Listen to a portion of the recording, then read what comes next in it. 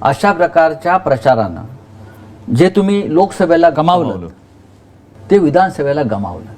फक्त 6 महिन्यामध्ये हे कसं घडलं हे तुम्ही बघा, याच्यामध्ये एक सांगतो, सगळ्या गोष्टीवरती आपण आपले हात वर करण्यात काही अर्थ नाहीये. काही गोष्टी जबाबदाऱ्या आहेत, स्वीकारल्या पाहिजे. की लोकसभेच्या वेळेला मी प्रचार सुरू केला होता साधारणतः फेब्रुवारीत.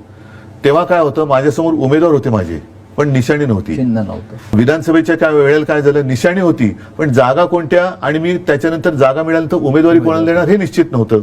तर ही जी काय तुतू मैमे झाली ही स्वीकारली पाहिजे. आपल्याकडनं झालेली मोठी चूक होती आणि ती जर का चूक परत करायची असेल तर मग त्या गोष्टीला एकत्र येण्याला काही अर्थ राहत नाही. म्हणजे समन्वयाचा अभाव होता. समन्वयाच्या अभावापेक्षा लोकसभेचं यश हे नाही म्हटलं तरी सगळ्यांच्या डोक्यात गेलं. लोकसभेच्या वेळेला महाविकास आघाडी आणि सगळे नेत्यांपासून कार्यकर्त्यांपर्यंत, अरे ठीक आहे, तू आपल्याला जिंकायचंय, हे आपलेपण होता. विधानसभेला नाही मला जिंकायचंय, हा आपल्यातून मीपणा जेव्हा आला तेव्हा पराभव आला.